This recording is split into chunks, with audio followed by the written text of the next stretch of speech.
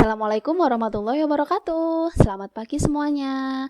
Semoga kita sehat selalu ya. Masih bersama Bu Ika dan kali ini kita akan belajar tentang materi packaging. Oke, kita mulai dari slide berikut ini. Pada zaman dahulu kala, sebuah packaging itu hanya difungsikan untuk melindungi suatu produk. Bisa jadi dia menjadi pembungkus atau wadah suatu produk. Dan bahannya pun kalau kita lihat zaman dulu itu packaging berasal dari bahan kulit, kayu, kemudian kaca, dan juga kain. Namun dengan seiring perkembangannya zaman, maka sebenarnya nilai fungsional dari packaging itu sendiri merambah ke proses pemasaran. Jadi tidak hanya berfungsi untuk melindungi produk, tetapi berfungsi sebagai proses pemasaran dari produk itu sendiri. Kemudian, produsen saat ini berlomba-lomba untuk membuat packaging semenarik mungkin sehingga masyarakat mau membeli produk tersebut. Nah, biasanya mereka akan menggambarkan packaging sesuai dengan isi dari produk itu sendiri. Kemudian mereka harus membuat packaging yang menarik karena di sini Bu Ika sebutkan, persaingan yang semakin tajam, estetika menjadi nilai tambah yang berfungsi sebagai perangkap emosional untuk menjaring konsumen. Maksud dari perangkap emosional di sini adalah nggak jarang saat ini orang itu mau beli produk karena melihat packagingnya yang unik, yang keren ya. Bahkan mereka belum lihat produknya, tapi dengan melihat visual dari packaging itu sendiri, akhirnya mereka mau beli produk tersebut. Nah, selanjutnya kita akan belajar tentang definisi dari packaging. Definisi packaging adalah seluruh kegiatan merancang dan memproduksi wadah atau bungkus atau kemasan suatu produk sehingga tampak lebih menarik. Bisa kita cek pada gambar contoh yang tertera di dalam slide ini ya. Kemudian, hari ini kita akan belajar tentang faktor desain packaging. Ada 9 macam faktor yang harus kita perhatikan dan salah satunya adalah soal keamanan. Packaging harus melindungi produk terhadap berbagai kemungkinan yang dapat menjadi penyebab timbulnya kerusakan barang, misalnya cuaca, sinar matahari, jatuh, tumpukan, kuman, dan serangga.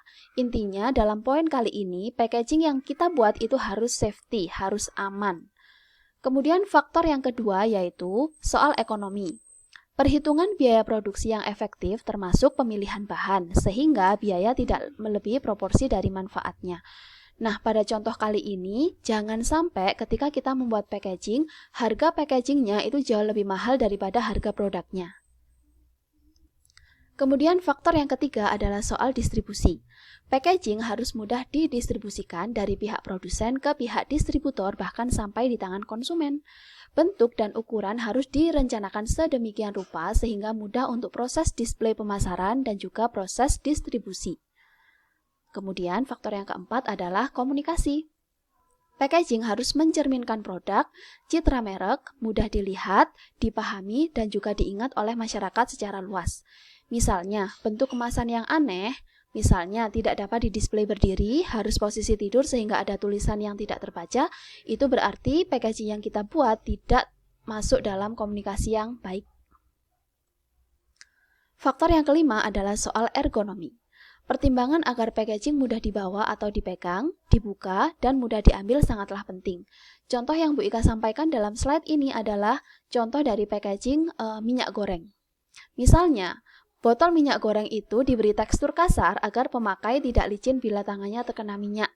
Jadi, meskipun kita megang, kemudian kita terkena dari minyaknya itu sendiri, kita tetap bisa memegang dengan kuat. Jadi, faktor ergonominya itu bagus. Keenam, faktor estetika. Keindahan pada packaging merupakan daya tarik visual yang mencakup pertimbangan warna, bentuk, merek, atau logo, kemudian ada ilustrasi, huruf, tata letak, atau layout.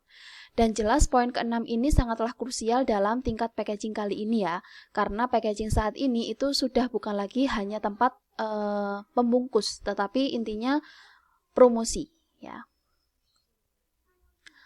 Faktor yang ketujuh adalah soal identitas. Secara keseluruhan, packaging harus berbeda dengan packaging yang lain. Ia harus memiliki identitas produk agar mudah dikenali dan dibedakan dengan produk yang lainnya. Jangan sampai ketika kita membuat packaging, ternyata packaging kita itu sama dengan packaging produk yang lain. Faktor ke-8 adalah promosi.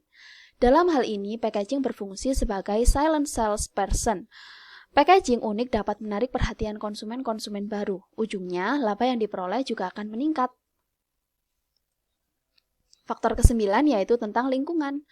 Masalah pencemaran lingkungan harus dicegah dengan baik sehingga perusahaan-perusahaan harus membuat packaging yang ramah lingkungan, dapat didaur ulang, dan bahkan dapat dipakai secara berulang. Nah, dalam slide kali ini, Bu Ika menjelaskan bahwa ada beberapa hal yang harus kita perhatikan dalam membuat packaging.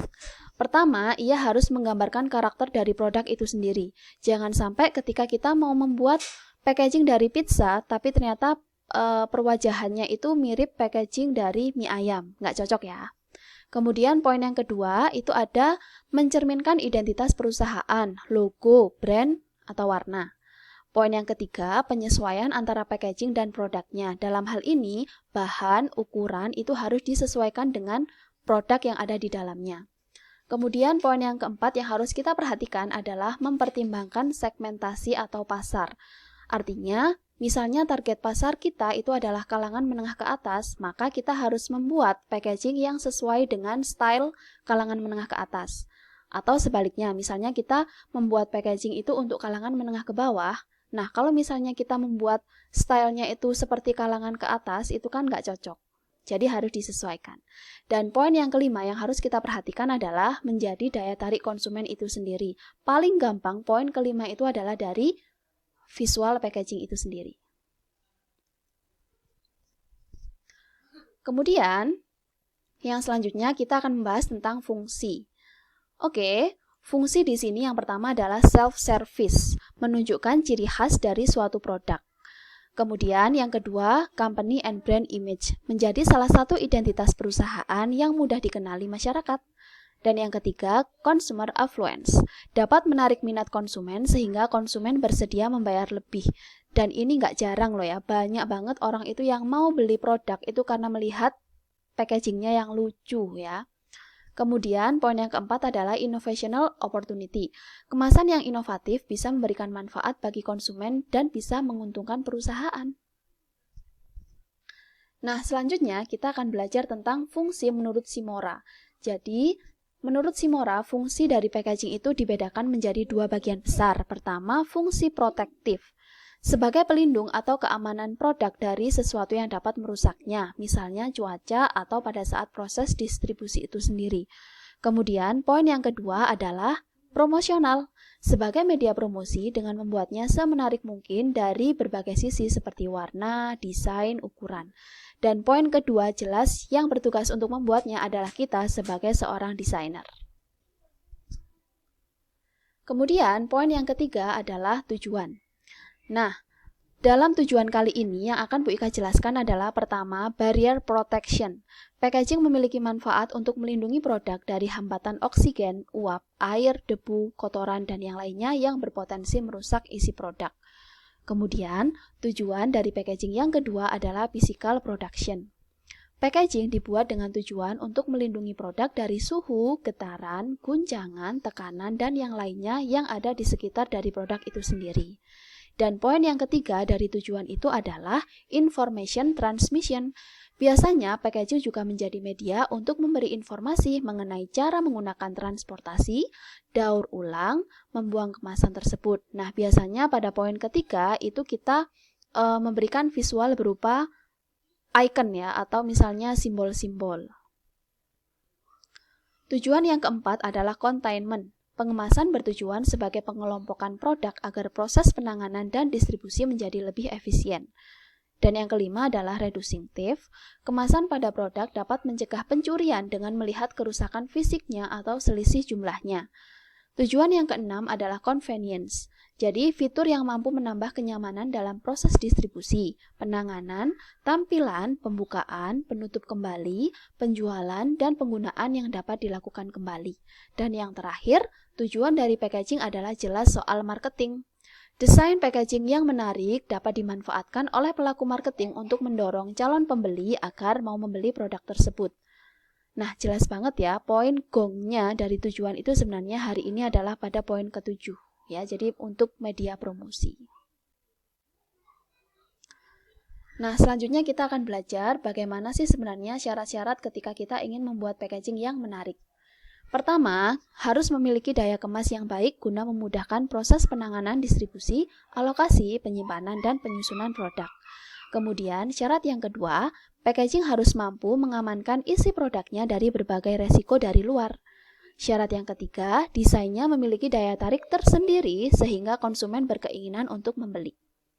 Nah, selanjutnya, packaging harus memprioritaskan pengenalan produk, informasi, tampilan, warna, dan keindahan dari bahan. Dan yang selanjutnya memiliki persyaratan ekonomi yang berarti kapasitas dapat mencukupi keinginan pasar, sasaran masyarakat, dan tujuan pembelian. Kemudian yang terakhir, harus memiliki ukuran, bentuk, dan bobot yang sesuai dengan pola standar yang ada.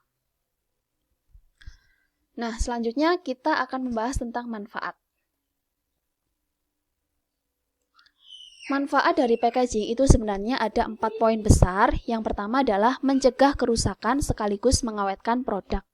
Kemudian, poin yang kedua adalah tempat untuk suatu produk selama proses pengiriman, mulai dari pembuatan hingga sampai ke tangan konsumen. Kemudian, manfaat yang ketiga adalah pengemasan produk bisa digunakan sebagai media petunjuk bagi konsumen melalui informasi atau tanda yang terdapat pada kemasannya. Dan yang keempat adalah memperluas pemakaian dan pemasaran suatu produk. Misalnya, kalau zaman dulu, saus itu hanya dipasarkan menggunakan plastik saja, tetapi dengan perkembangan yang semakin pesat, maka hari ini income dari perusahaan saus tersebut meningkat tajam itu karena ternyata sausnya dikemas menggunakan botol dan itu bisa tahan lebih lama. Oke semuanya, terima kasih untuk pertemuan hari ini. Semoga ilmu yang saya sampaikan bermanfaat. Nah, selanjutnya jika ada pertanyaan, kalian bisa share di kolom komentar ya. Selanjutnya, penugasan juga akan Bu Ika sampaikan melalui Google Classroom.